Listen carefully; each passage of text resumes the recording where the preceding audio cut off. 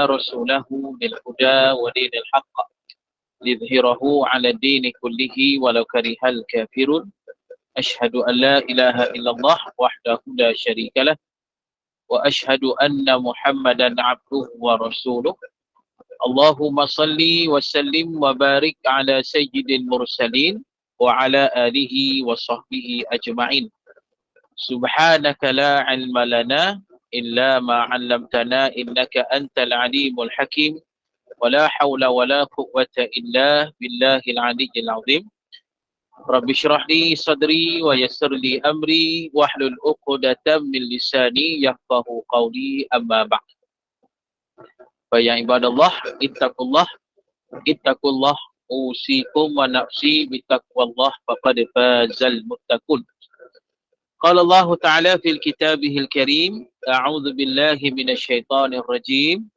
الحق من ربك فلا تكونن من الممترين صدق الله العظيم وقال رسول الله صلى الله عليه وسلم بلغوا عني walau ayah. Yang berbahagia Puan Moderator, yang berbahagia Puan Rosniyati selaku Presiden Geng Yasin Nur Iman, Gema Yasin Nur Iman, dan seluruh para AJK-nya dan seterusnya para muslimin dan muslimat yang mudah-mudahan dirahmati oleh Allah. Alhamdulillah, kita bersyukur pada Allah. Jadi insyaAllah pada pagi ini kita sambung pengajian kita yang berdasarkan kitab tafsir Nurul Ihsan jilid yang ketiga. Dan hari ini kita masih lagi dalam menghuraikan tafsir surah Al-Kahfi, mutadabbur surah Al-Kahfi. Dan hari ini jika ada kitab, kita lihat muka surat 26. Muka surat 26.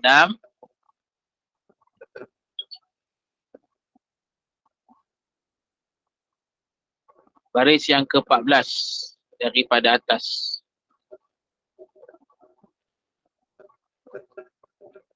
Baris yang ke-14 daripada atas, muka surat 26.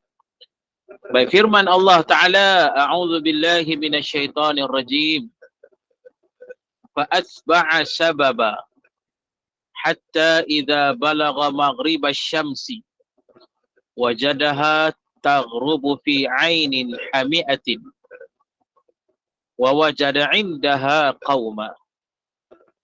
Qulna ya dzal qarnain imma an tu'adziba wa imma an tattakhidha fihim husna. Qala amma man zalama fasawfa nu'adzibuhu thumma yuraddu ila rabbih fayu'adzibuhu 'adzaban nukra. Wa amma man amana wa 'amila shalihan falahu jazaa'anil husna wa sanaqulu lahu min amrina yusra. Thumma atba'a sababa hatta idza balagha matli'a asy-syams wajadaha tatlu'u ala qaumin lam naj'al lahum min duniha sitra. Kadzalika wa qad ahatna bima ladaihi khubra. Baik. Kita masih ayat yang ke ayat 85 hingga ayat 91. Rujuklah. Kalau tadi kita tengok Quran lah. Ayat 85 sampai ayat 91. Baik, maksud dia. Fa'atba'a sababa hatta idza balagha maghribasy syamsi. Maka berjalanlah ia akan jalan sebelah maghrib barat hingga apabila sampai ia akan tempat jatuh matahari. Baik. Jadi para muslimin dan muslimat, kita masih lagi berada pada ayat yang berkaitan tentang seorang raja yang agung, seorang raja yang sangat berkuasa. Itulah raja yang bernama Zulkarnain. Jadi Zulkarnain ialah satu raja yang beriman kepada Allah, yang taat kepada Allah Subhanahu wa taala. Dan Zulkarnain seperti mana yang disebut oleh Nabi SAW adalah malakun fil ard arba'ah, iaitu salah seorang daripada raja dunia yang memerintah dunia. Saya ulang balik pada yang lepas, dalam hadis Nabi SAW, Nabi menerangkan pada kita raja dunia ni ada 4 orang. Raja dunia ada 4 orang yang bermaksud mereka ni memerintah dunia. Iaitu yang pertama Nabi Allah Sulaiman alaihi salam. Yang kedua Zulkarnain. Yang ketiga raja yang bernama An-Numrus bin Kan'an bin Sam bin Nuh. Dan yang keempat raja yang bernama Mukhtanasar. Inilah 4 orang raja dunia yang memerintah dunia dalam sejarah dunia. Jadi salah seorangnya ialah Raja Zulkarnain yang diceritakan oleh Allah dalam surah Al-Kahfi ini. Yang mana Allah jelaskan pada ayat-ayat yang lepas, berkuasanya Zulkarnain ini menghinggakan dia boleh pergi ke mana saja di dunia ini dengan izin Allah. Dan berkuasanya Zulkarnain itu, dia boleh buat apa saja mengikut kehendaknya di dunia ini dengan izin Allah Subhanahu wa taala. Itu nak kata hebatnya Zulkarnain. Dan juga kita dah terangkan pada yang lepas, adapun Zulkarnain itu bukanlah Alexander the Great. Kerana Alexander the Great daripada Greek Macedonia. Dan yang paling penting, Alexander the Great bukanlah seorang yang beriman kepada Allah Subhanahu wa taala. Memang Alexander the Great seorang penaluk juga. Seorang penaluk. Tapi kalau ikut sejarahnya, pemerintahannya tak sebesar pemerintahan Zulkarnain. Tapi yang penting disebut tadi, dia bukanlah seorang manusia yang beriman kepada Allah Subhanahu wa taala. Cumanya ada ulama kata kemungkinan Zulkarnain itu ialah Cyrus the Great. Adapun Cyrus the Great, dia hidup 200 tahun sebelum daripada Alexander the Great. Dan Cyrus the Great daripada Parsi. Yang nama asalnya Kursi Al-Farisi. Itu nama asalnya. Dan mengikut kajian sejarah menyatakan Cyrus the Great seorang raja yang menyembah kepada Tuhan yang satu, yang esa. Dan satu raja yang percaya tentang hari pembalasan di akhirat. Dan mengikut kajian sejarah, mereka menyatakan Cyrus the Great ni pemerintahannya besar macam pemerintahan Zulkarnain. Jadi kerana itu ada setengah-setengah pengkaji, para alim ulama menyatakan yang mana mungkin Cyrus the Great itu adalah Zulkarnain. Tapi macam mana sekalipun, para muslimin dan muslimat, yang penting kita wajib mengimani akan kisah Zulkarnain ini. Pasal kisah Zulkarnain ini termaktub di dalam Al-Quran. Wajib percaya, wajib yakini, wajib imani. Adapun siapa dia yang sebenarnya, kita serahlah kepada Allah Subhanahu wa taala. Yang penting ialah kita yakin kisah ni benar-benar ada. Kita yakin, kita imani yang mana Zulkarnain memang ada. Pasal termaktub dalam Quran. Itu kewajipan kita pada hari ini. Walaupun kisahnya hebat, muslimin dan muslimat, walaupun kisahnya luar biasa, tetapi tetap kita wajib percaya, yakini dan imani. Baik. Dan kemudiannya para muslimin dan muslimat yang kita sebut juga pada yang lepas, ada setengah ulama kata antara pengikut Zulkarnain ni terdiri daripada para Nabi Allah. Di antaranya kata ulama ialah Nabi Allah Khidir alaihi salam. Maka ada yang kata Nabi Khidir itu menteri kepada Zulkarnain. Ini di antara kajian dan pandangan para alim ulama. Jadi yang selebihnya kita serahlah kepada Allah Subhanahu wa taala. Baik. Jadi para muslimat yang dirahmati oleh Allah, ayat yang kita baca pada hari ini. Allah menjelaskan, fa'atba'a sababa. Maka berjalanlah ia. Maknanya Zulkarnain memulakan perjalanan. Zulkarnain ini memulakan perjalanan ni pasal apa? Pasal dia nak menaluki bumi dan dia nak menyebarkan agama Allah Subhanahu wa taala. Itu Zulkarnain. Maknanya dia nak round satu dunia ni pasal dia nak memajukan dunia ini. Dan yang paling penting sebenarnya pada waktu yang sama, dia nak menyebarkan agama Allah Subhanahu wa taala. Dia nak mengajak manusia yang ada kat dunia ni supaya berimanlah kepada Allah Subhanahu wa taala. Tu dia muslimin dan muslimat. Jadi dijelaskan hatta idza balagha maghrib asy-syams.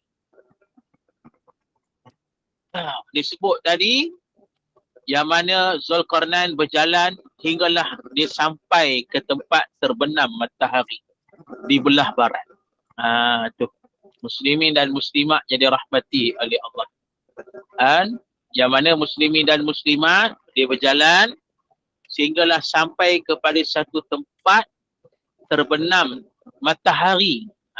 Ni kita baca lagi Wajadaha taghrubu fi aini hamiatin. Dapat akan dia jatuh pada telaga tanah hitam. Seluk laut.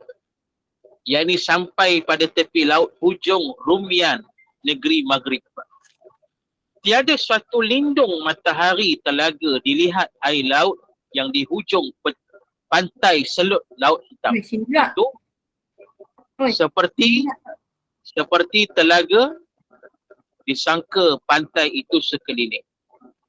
Dikata jatuh pada mata air tanah hitam. Seperti orang-orang dalam kapal tengah laut lihat matahari jatuh dalam air. Faham tak? Para muslimin dan muslimat. Ni nak kata kitab-kitab ni. Kita baca kitab ni macam itulah yang dihurainya. Jadi kalau setakat baca gitu memang tak faham. Tu kena belajar tu. Baik.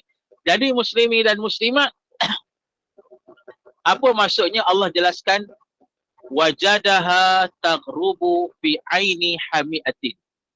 Allah jelaskan pada ayat ni Zulkarnain melihat matahari itu terbenam pada mata air yang keluar dari tanah yang hitam. Itu maksudnya. Hamiatin yang bermaksud tanah hitam. Baik. Kalau kita tengok ilmu qiraat ilmu qiraat. Hamiatin ni ada dibaca dengan bacaan yang lain. Yang kita baca ni hamiatin. Ada seorang ulama dia baca hamiyatin, hamiyah. Kita baca hami'ah. Dan hamiatin. Ada setengah ulama qiraat dia baca hamiyah, hamiyatin. Sebab kita kena ingat dok ngaji ilmu qiraat ni. Ilmu qiraat ni ialah ilmu cara membaca Quran. Dan memang datang dari Nabi SAW. Jadi kalau kita tanya ustaz-ustaz yang pakar lah. Pakar dalam bidang ni, dia tahulah. Sebab ada macam anak-anak kita dok ngaji Mesir ambil bidang takhasus qiraat. Di Syubra Mesir, mereka ni pakar lah. Pakar orang kata dalam menghuraikan pasal ilmu qiraat ni. Jadi antara yang pakar dalam negara kita ni yang diiktiraf oleh Mesir, itu seorang ulama kita, itu Ustaz Osman Hamzah. Ustaz Osman Hamzah. Ustaz Osman Hamzah ni digelar Syekhul Muqari. Syekhul Muqari. Syekhul Muqari ni Al-Azhar bagi tu. Nak kata dia pakar, paling pakar lah dalam negara kita ni. Dia pernah jadi imam besar Majlis Negeri Selangor. Mungkin ada yang kenal kot Ustaz Osman Hamzah Al-Hafiz ataupun Syekhul Muqari Osman Hamzah. Jadi muslimin dan muslimat alhamdulillah. Jadi muslimin dan muslimat disebut tadi ada ulama kita baca hamiatin. Kita baca hamiatin yang bermaksud tanah yang hitam. Kalau dibaca hamiyatin, lain pula maknanya. Iaitu mata air yang panas. Jadi itulah nak kata macam mana sekalipun itu adalah muslimin dan muslimat, ialah qiraat, satu ilmu yang datang daripada Nabi SAW. Itu kita nak lebih detail, tanyalah para pakar, orang yang takhasus qiraat itu. Baik. Jadi muslimin dan muslimat dijelaskan Zulkarnain telah berjalan dengan tenteranya, dengan kerajaan dia, sampai ke suatu kawasan di tempat terbenamnya matahari di sebelah barat. Bila dia sampai di situ, dia nampak matahari terbenam.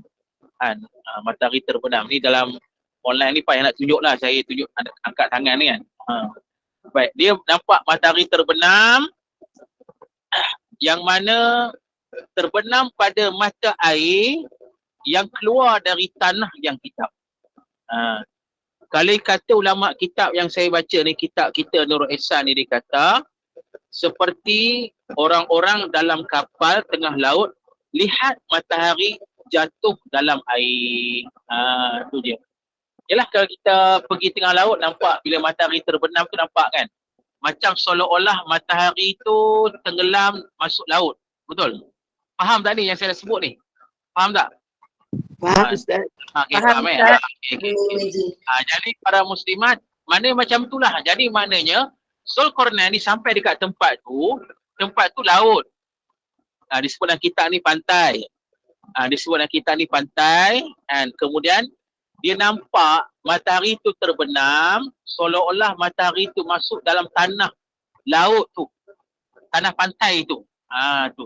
Dan yang luar biasanya, tanah pantai itu ialah warna hitam. Tu dia. Tu yang inilah, tu yang ulama duk hurai ni, mana tempat ni. Pelik sangat ni. Baik. Kalau dia kata sini, dia kata dalam kitab kita ni, dia kata apa? Dekat tepi pantai laut hujung Rumian, negeri Maghrib. Tu dia. Jadi dia kata situ apa maksud dia? Apa maksud dia, dekat mana ni cerita ni? Para muslimat. Jadi ada yang mengkaji mengatakan bahawasanya dia di belah pantai barat Afrika. Dia menghala ke lautan Atlantik. Tempat itu dikatakan merupakan padang pasir yang luas. Dia macam padang pasir yang luas, dan dia kata terbenam di situ mempunyai air, dan tanahnya berwarna hitam dan cuacanya panas. Jadi ini setengah ulama lah. Jadi maknanya dia kata macam itulah. Mana ada mata air, bukan laut lah, bukan laut, tapi nak kata mata air tu. Mata air disebut tadi, dijelaskan, iaitu di pantai barat Afrika, menghala lautan Atlantik. Tu. Jadi terbenam di situ, maka dikatakan ia berlaku di situ. Baik, para muslimat. Cumanya saya terfikir satu lah. Ni saya terfikir. Mungkin ada yang tahu, boleh kongsi-kongsi lah. Saya terfikir. Sebab Allah sebut pada ayat ni, Allah kata dia tanah berwarna hitam. Memang kalau ikut setengah tempat disebut tadi, dia kata di antara tanah warna hitam ni, iaitu di belah pantai barat Afrika itu, dia punya air dan tanahnya berwarna hitam. Dan panaslah keadaannya. Cuma saya terfikir ada satu lagi tempat yang tanahnya berwarna hitam. Tanahnya berwarna hitam, itu di mana? Di Iceland. Di Iceland. Di Iceland ni para muslimat, dia ada tempat kawasan pantai dia, tanahnya berwarna hitam. Siapa yang pernah sampai sana? Boleh tengoklah, boleh tengok tempat tu, yang mana tanahnya berwarna hitam, pasirnya berwarna hitam. Jadi dan di situ juga dikatakan tempat terbenamnya matahari. Wallahu alam lah, sama ada saya salah baca ke, silap kajian ke, wallahu alam. Tapi di situ juga merupakan di tempat tanah yang berwarna hitam.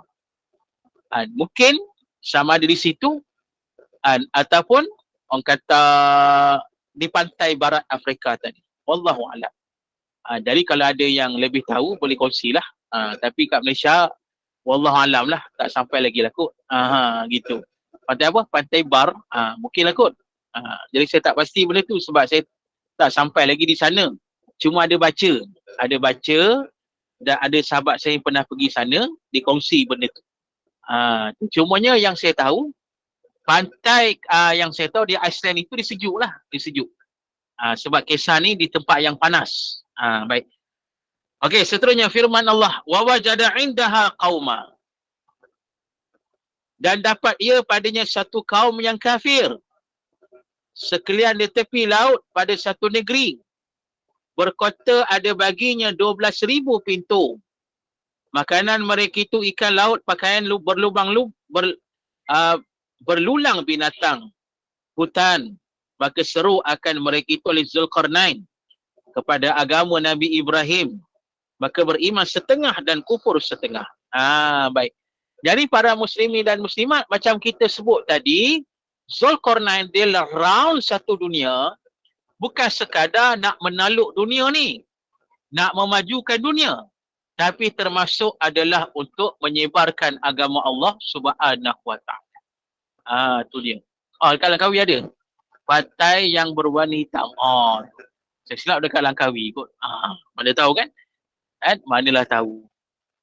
Benda yang tak mustahil kan. Itu tempat matahari terbenam ke? Kalau matahari terbenam, kemungkinan adalah juga dia punya kemungkinan tu mungkinlah. Tak nafi kan. Baik. Jadi muslimin dan muslimah disebut pada ayat ni, Allah kata bila saja Zulkarnain sampai dekat tempat itu, dia dapati ada suatu kaum. Kaum ini kaum yang kafir pada asalnya. Kaum yang tidak Islam, yang tidak berpegang kepada agama Allah Subhanahu wa ta'ala. Disebut tadi, dia kata kota. Kaum ni ada kota 12,000 pintu. Maknanya ada bandar yang besar lah. Ada kawasan yang besar, negeri yang besar. Ada 12,000 pintu, maknanya nak kata besar lah. Besar kan, para muslimat yang dirahmati oleh Allah. Maka dia kata mereka ni makan ikan laut. Tu, ikan laut. Dan pakaian mereka ni, pakaian daripada kulit binatang dan tulang-tulang binatang. Tu.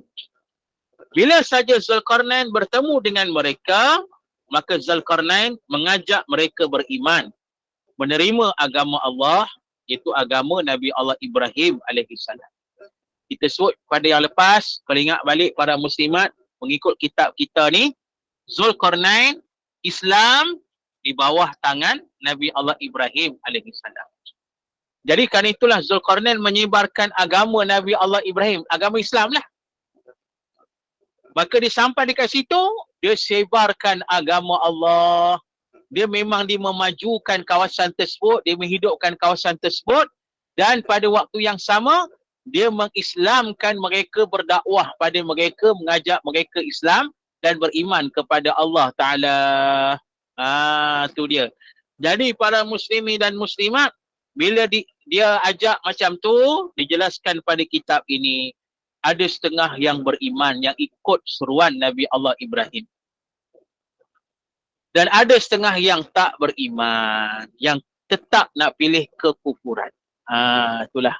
Maknanya di berdakwah ni ada yang degil lah. Yang beriman, alhamdulillah, syukur pada Allah, selamatlah mereka ni. Tapi masalahnya masih ada yang masih degil, tak nak menerima agama Allah. Walaupun yang menyampaikan dakwah itu raja. Raja yang sampaikan dakwah tu bukan orang biasa. Patut kalau raja dok sampai dakwah tu kira terima terus lah. Kan? Raja kan. Tapi nak kata walaupun raja dah dakwah pada mereka macam tu, masih ada lagi yang tetap tak nak beriman kepada Allah Ta'ala. Malang sungguh lah. Ni para muslimin dan muslimat yang dirahmati oleh Allah. Baik. Jadi apa kata? Apa jadi? Qulna ya Zulkarnain. Kami kata dengan ilham ya Zulkarnain. Ni Allah berfirman. Wahai Zulkarnain. Jadi di sini khilaf ulama lah khilaf ulama tentang apa qulna ya Dzulqarnain. Qulna ya Dzulqarnain ni maksudnya Allah berfirman kepada Dzulqarnain. Kalau sekiranya Allah terus direct kepada Dzulqarnain, maknanya itu wahyu menunjukkan Dzulqarnain nabi. Tapi ulama kata banyak ulama kata Dzulqarnain bukan nabi, tapi dia termasuk aulia Allah, wali Allah. Jadi ramai pandangan ulama kata yang dimasukkan Allah berfirman pada Dzulqarnain bukan terus direct ke Dzulqarnain. Tetapi Allah berfirman, Allah sampaikan wahyu ini kepada Nabi Allah yang ada bersama Dzulqarnain. Tu dia. So, kita sebut yang tadi, yang mana antara Nabi Allah itu ialah Nabi Khidir. Atau Nabi lain. Wallahu alam. Jadi mungkinlah Allah Ta'ala beri wahyu ke Nabi tersebut dan Nabi itu sampaikan kepada Dzulqarnain. Tu dia. Baik. Apa kata Allah? Imma an tu'azziba wa imma an tattakhidha fihim husna. Allah jelaskan. Amma engkau, adapun engkau, azab kaum yang tiada beriman dengan bunuh. Dan amma engkau ambil pada mereka itu dengan baik, iaitu tawan. Tu dia. Jadi Allah kata pada Dzulqarnain, Allah kata ke Dzulqarnain, hai Dzulqarnain, terpulang pada engkau nak buat apa kepada mereka yang tak nak beriman tu. Tu. Sama ada engkau nak seksa mereka, nak hancurkan mereka, ataupun kamu nak tawan mereka, terpulang pada engkau. Tu dia. Maknanya muslimin dan muslimat, Allah serah terus pada Dzulqarnain. Terpulanglah. Dzulqarnain nak buat apa pada yang tak nak berimannya degil sangat ni. Dah berdakwah sungguh-sungguh dah Dzulqarnain ni. Raja lagi duk ajak beriman. Tapi tak nak beriman ke hati sungguh. Jadi Allah kata pada Dzulqarnain, Dzulqarnain terpulang pada kau nak buat apa pada mereka. Engkau nak bunuh pun boleh, kau nak tawan pun boleh. Tak ada hal kata Allah. Tu. Allah serah semua pada Dzulqarnain. Terpulang. Betul? Muslimin dan muslimat. Tu. Jadi ini ialah orang kata keizinan daripada Allah terpulang pada Dzulqarnain lah. Dzulqarnain nak bunuh ke boleh, nak tawan mereka pun boleh. Tak ada masalah pun. Pasal itu diizinkan oleh Allah Subhanahu wa ta'ala. Baik. Qala amma man zalaman fasawfa nu'adzibuhu thumma yuraddu ila rabbih fayu'adzibuhu 'adzaban nukra. Yang bermaksud, adapun mereka yang zalim dengan syirik tiada beriman itu, maka lagi kami azab akan dia dengan bunuh kemudian dikembali kepada Tuhannya. Di akhirat, maka mengazab dia akan azab yang sangat dalam neraka. Maknanya, Dzulqarnain putuskan yang zalim ini, maksud zalim ni, iaitu yang tak nak terima agama Allah ni, aku bunuh. Ini keputusan Dzulqarnain. Tu. Tak boleh buat apa lah. Dzulqarnain putuskan macam tu, pasal itu yang diizinkan oleh Allah. Dzulqarnain kata, aku putuskan yang tak nak beriman, degil sangat, yang tetap kufur, aku bunuh. Senang cerita. Tu. Muslimin dan muslimat. Mungkinlah para muslimin dan muslimat, Dzulqarnain berdakwah pada mereka bukan sehari dua. Cerita ni bukan sehari dua berlaku. Cerita ni makan tahun, mungkin puluh tahun cerita ni. Maka Dzulqarnain dok sampai dakwah lah kepada mereka ni. Yang beriman cantik, selamat, alhamdulillah, bagus. Tapi yang masalah yang degil sangat ni kah kepala. Padahal yang berdakwah pada mereka raja, orang hebat. Patut terimalah. Tapi dah degil sangat, kufur menentang lagi. Akhirnya Dzulqarnain buat keputusan bunuh. Ini yang diizinkan oleh Allah. Dzulqarnain kata aku bunuh mereka dan bila sampai akhirat aku serah pada Allah. Mereka akan diazab di akhirat pula dengan lebih dahsyat. Masuk neraka. Na'udzubillah. Itu nak kata muslimin. Itu nak kata muslimin dan muslimat yang dirahmati oleh Allah. Nak kata muslimin dan muslimat yang dirahmati oleh Allah Ta'ala, yang mana inilah keputusan yang diredai oleh Allah. Yang diizinkan oleh Allah Subhanahu wa ta'ala. Baik, firman Allah lagi. Wa amman amana wa amila salihah falahu jazaa'anil husna wa sanaqulu lahu min amrina yusra. Dan adapun mereka yang beriman dan beramal yang soleh-soleh itu, maka baginya balasan yang baik syurga. Dan lagi kami kata baginya daripada kerajaan kami itu akan yang mudah-mudah atasnya. Tu dia. Zulkarnain kata, adapun yang beriman, alhamdulillah, yang beramal soleh ni, alhamdulillah, jazaa'anil husna. Maknanya orang yang beriman cantik ni akan mendapat pembalasan yang sangat baik. Itu dia. Dan Zulkarnain kata, aku akan permudahkanlah urusan mereka. Mana Zulkarnain support mereka. Zulkarnain ni, orang kata, jagalah mereka. Zulkarnain ni memuliakan mereka pasal mereka menerima dakwah dan masuk Islam dan beriman kepada Allah dan beramal soleh. Itu dia.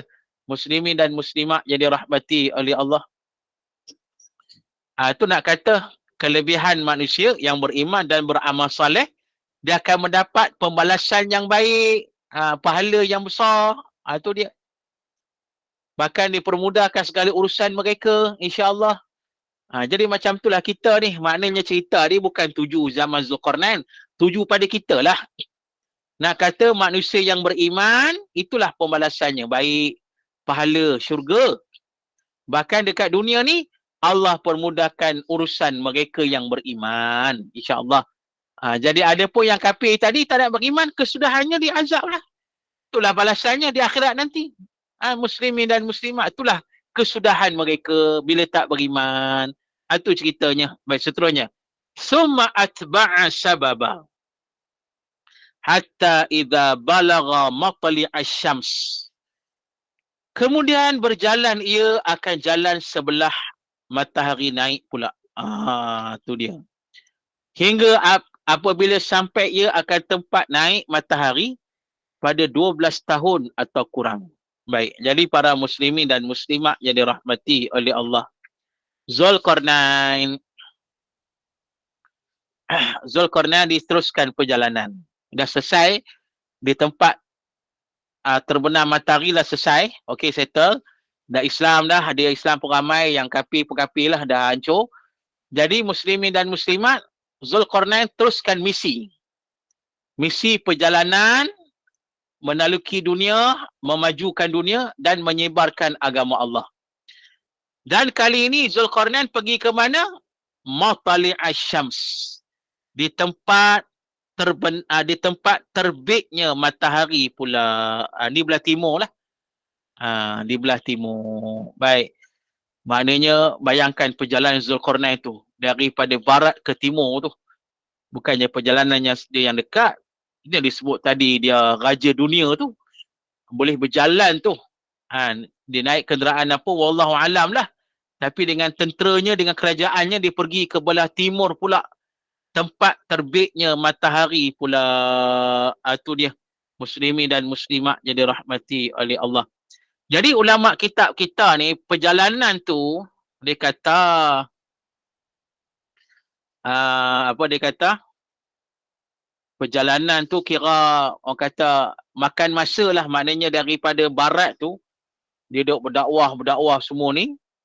Maknanya, di sana, di tempat terbenam matahari, makan masa yang lama dah. Belasan tahun dah di sana. Kemudian dia pergi pula di tempat terbit matahari untuk teruskan dakwahnya. Mungkin lama pula, belasan tahun lagi. Baik, firman Allah, wajadaha tatla'u ala qaumin lam naj'al lahum min duniha sitra. Jadi Allah jelaskan yang bermaksud, dapat ia akan matahari itu naik atas kaum yang tiada kami jadi bagi mereka itu daripada lainnya. Matahari itu tutup. Mereka itu kaum Zanji, orang hitam. Bertelanjang, tiada kain, baju, dan tiada anak, dan tiada rumah bagi mereka itu. Kerana bumi itu tiada boleh perbuat, rumah runtuh daripada deras gerak gempa suara matahari. Naik ada lubang tanah mereka itu masuk padanya ketika matahari naik siang dan keluar ketika malam sebelah utara China. Kata Mujahid, bangsa Saudan tiada pakai pakaian setelah matahari naik, terlebih banyak ahli bumi. Oh tu, muslimin dan muslimat yang dirahmati oleh Allah. Zulkarnain dia berjalan sampai dekat tempat matahari terbit pula. Bila sampai dekat situ, para muslimin dan muslimat, dia mendapati ada satu kaum. Ada lagi kaum lain pula lah. Kaum ini kata Allah, lam naj'al lahum min duniha sitra. Kaum ini kata Allah, mereka ni tidak ada benda yang menutup mereka. Maksudnya apa? Mereka ni bertelanjang. Tu mereka ni bertelanjang. Tak ada pakaian. Pelik sungguh lah. Laki-laki dan perempuan, mereka bertelanjang, tidak ada pakaian. Tu muslimin dan muslimat yang dirahmati oleh Allah. Jadi muslimin dan muslimat yang dirahmati oleh Allah Ta'ala, yang mana disebut di sini, dia tidak berpakaian. Dan ulama kitab kita ni menyatakan kepada kita, yang mana disebut tempat ni dia kata mereka ni kaum Zanji. Baik. Disebut tadi dia kata mereka ni tak ada pakaian, bahkan tak ada rumah. Tidak ada rumah. Tu. Mereka duduk di bawah tanah, muslimin dan muslimat. Pasal apa duduk di bawah tanah ni? Pasal mereka hidup dekat tempat terbitnya matahari. Bila saja terbit matahari, kira dekatlah dengan matahari itu mereka ni. Menyebabkan kalau mereka bina rumah per rumah tu kira tak tahan lah. Tak tahan. Boleh hancur, boleh rosak, boleh runtuh. Dan bila terbit matahari ni kira dekat dengan matahari, maka panas. Jadi pasal itulah mereka ni tak berpakaian, bertelanjang dan mereka hidup di bawah tanah. Tu dia, di bawah tanah. Dan ada yang kata di sebelah utara China, ada yang kata macam tu, wallahu alam. Ada kata macam Imam Mujahid kata bangsa Saudan, mungkin Sudan lah kot, masa Sudan. Ada yang kata macam tu, wallahu alam. Di manakah lokasi yang sebenar, kita serah pada Allah. Kita pun tak tahulah. Muslimin dan muslimat yang dirahmati oleh Allah. Jadi kita serah pada Allah. Jadi maknanya dia kata dalam kitab ni kata bila waktu siang saja seluruh ni bangsa ni kaum ni pakat masuk dalam tanah belaka. Sebab siang panas sangat bagi mereka. Jadi mereka akan keluar pada waktu malam. Bila keluar waktu malam, maka ramailah mereka yang muncul, muslimin dan muslimat yang dirahmati oleh Allah. Dan mereka yang muncul tu ramailah muslimin dan muslimat yang dirahmati oleh Allah Ta'ala. Baik. Seterusnya, kadzalika, seperti demikian itulah. Maknanya apa muslimin dan muslimat? Maknanya Zulkarnain, dia berdakwah lah, teruskan berdakwah macam tadi juga. Macam tadi juga dia berdakwah kan. Dekat sebelah barat tadi dia berdakwah dah. Dan dia memajukan. Kemudian dia pergi pula dekat belah timur ni pun dia teruskan dakwah dan dia memajukan. Wa qad ahatna bima ladaihi khubra, dan sungguh telah kami meliputi dengan barang yang sisi Zulkarnain ilmu daripada segala ayat perang dan banyak tenteranya. Tu. Maknanya muslimin dan muslimat yang dirahmati oleh Allah. Bila saja Zulkarnain ni Allah kata pada ayat ni Allah beri padanya ilmu, kemampuan dan kebolehan mentadbir. Tu dia. Jadi maknanya bila Zulkarnain pergi dekat tempat tu, yelah tempat tu kan tadi dalam keadaan yang tak ada rumah, tak ada pakaian, teruk, hidup dalam tanah, bawah tanah. Jadi Zulkarnain ni jelah raja yang bijak, yang hebat, berkemampuan, berilmu, boleh mentadbir. maka dia membinalah tamadun di situ. Dengan teknologi dia lah.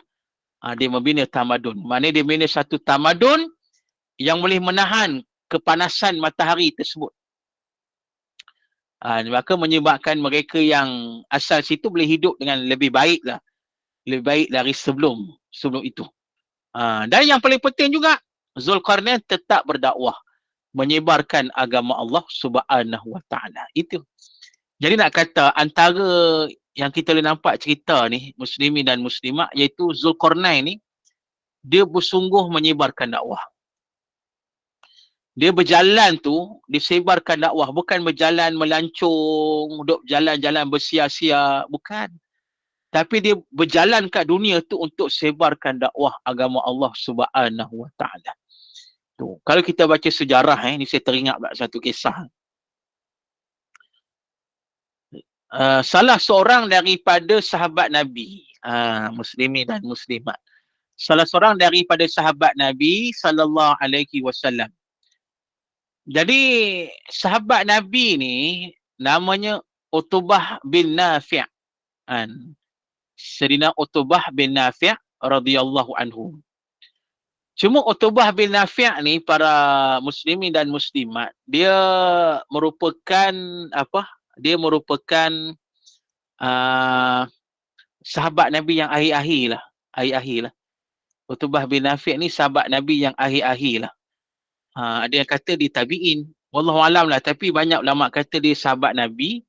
Dia belah akhir-akhir lah. Mana sahabat-sahabat yang generasi yang terakhir. Jadi yang kita dah cerita ni, Utbah bin Nafi' ni, radhiyallahu anhu ni, para muslimin dan muslimat, dia sebagai seorang penakluk. Macam Zulkarnain lah, penakluk. Dia panglima perang yang hebat. Panglima perang yang hebat.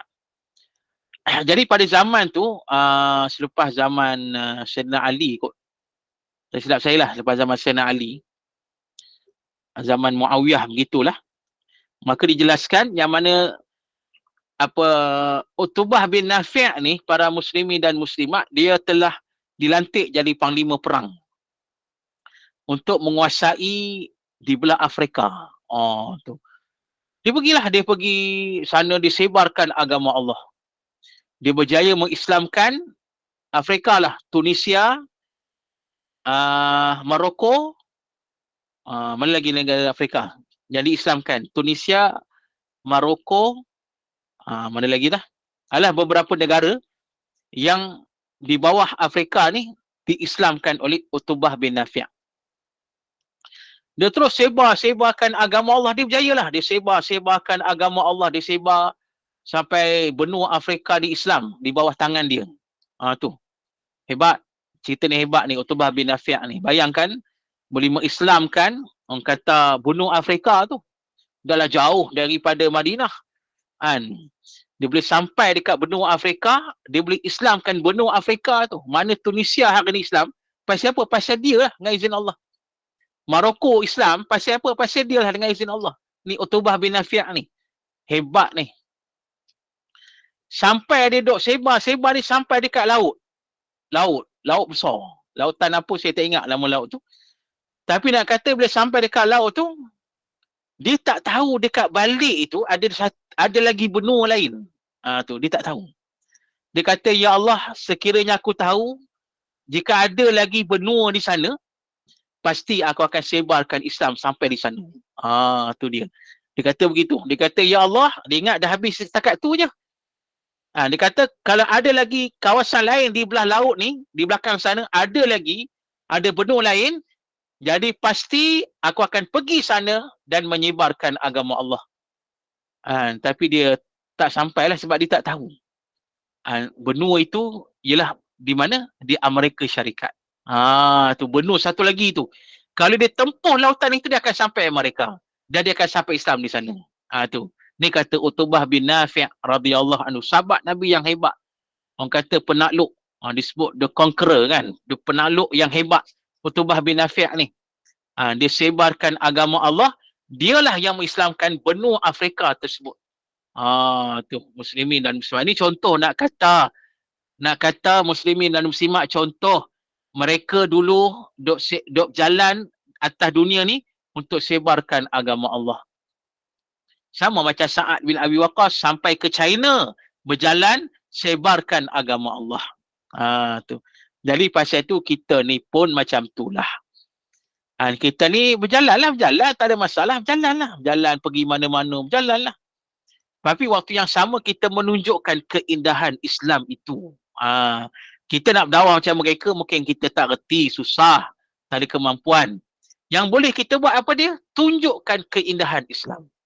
Tunjukkan akhlak Islam kita, tunjukkan perwatakan Islam kita yang indah, yang cantik, yang bagus.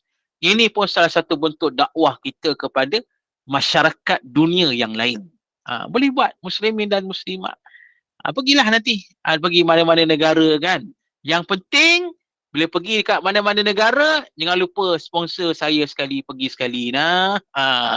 Muslimin dan muslimat yang dirahmati oleh Allah. Gurau sajalah.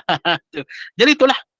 Itu nak kata muslimin dan muslimat, kita ambil contoh daripada kisah ni. Zulkarnain itu. Baik. Jadi muslimin dan muslimat, saya minta maaf lah kerana lepas ni ada lagi program. Kita cukup sekali itu. InsyaAllah kita akan sambunglah kuliah kita ni pada minggu depan. Masih lagi ayat tentang Zulkarnain. Kali ini ayat tentang Zulkarnain sampai di satu kawasan dan dia akan bertemu dengan bangsa Ya'juj dan Ma'juj. InsyaAllah kita akan huraikan ayat ini pada kuliah kita minggu depan. InsyaAllah. Jadi muslimin dan muslimat, cukup sekali itu. Maka saya serah balik pada puan pengurusi, puan moderator. Terusnya. Alhamdulillah. Kalau fikum tak ada buka tanda ya Ustaz, sebab Ustaz nak cepat ya. Ya. Baik. Alhamdulillah, mudah-mudahan bermanfaat, mudah-mudahan barakah, mudah-mudahan Allah kurniakan limpah rahmat kepada kita. Terima kasih kepada tim Gemenur Iman. Terima kasih. Mira, suara jauh Mira, sangat jauh, tak dengar. Sekejap.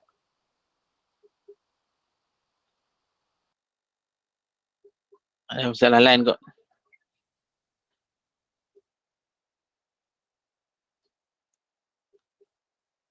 Dah ada tak ni? Putus sudah? Mira masuk lagi. Maaf Ustaz. Okey. Okey. Alhamdulillah. Alhamdulillah, barakallahu fikum. Terima kasih banyak Ustaz. Terima kasih kepada tim Gemenur Iman, sahabat-sahabat pencinta ilmu yang mengimarahkan kuliah kita setiap hari.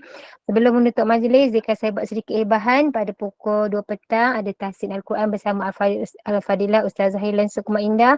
5.15 petang kuliah asal bersama Al-Fadil Ustaz Muhammad Aizuddin bin Kamarul Zaman dengan ensiklopedia perang Rasulullah SAW. 8 malam kuliah maghrib bersama Al-Fadil Ustaz Abdullah bin Tuda dengan akidah ahli sunnah wal jamaah. Dan 9.15 kuliah isyak bersama Al-Fadilah Ustazah Afzan binti Abdul Manaf dengan kitab Fardu Ain. Jadi teruskanlah bersama-sama dengan Gemenur Iman dengan kuliah yang telah disediakan. Dengan ini saya mewakili Gemenur Iman, mohon maaf sekiranya ada sebarang kekurangan dan kesilapan. Yang baik itu datang dari Allah, yang tidak baik itu dan kelemahan datang daripada kami sendiri. Kita tangguh kuliah kita. Sebagai menutup majlis, mohon sekali lagi Al-Fadil Ustaz untuk membacakan tasbih kifarah dan suratul As. Subhanakallah wa bihamdika asyhadu an la ilaha illa anta wa nastaghfiruka wa natubu ilaik. Bismillahirrahmanirrahim. Al-'asri innal insana lafi khusr illa alladhina amanu wa 'amilus shalihat wa tawasaw bil haqq wa tawasaw bis sabr. A'udzu billahi minasyaitonir rajim. Bismillahirrahmanirrahim. Alhamdulillahi rabbil alamin. Wassalatu wassalamu ala asyrafil anbiya'i wal mursalin wa ala alihi wa sahbihi ajma'in. Radina billahi rabba wa bil islami dina wa bi Muhammadin nabiyyan wa rasula. Allahumma aghnina bil ilmi wa zayyinna bil hilmi wa akrimna bit taqwa wa jamilna bil afiyah. Allahumma inna na'udzubika min zawali ni'matik wa tahawuli afiyatik wa fujaati diqamatik wa jami'i sakhatik. Allahumma inna na'udzubika minal barasi wal junun wal judham wa min sayyi'il asqam. Allahumma inna na'udzubika min jahdil bala wa darkis syaqa wa su'il qada wa syamatatil a'da. Allahumma inna nas'aluka ilman nafi'a wa rizqan tayyiba wa amalan mutaqabbala walhamdulillah rabbil alamin. Siru ala barakatillah. Assalamualaikum warahmatullahi ta'ala wabarakatuh.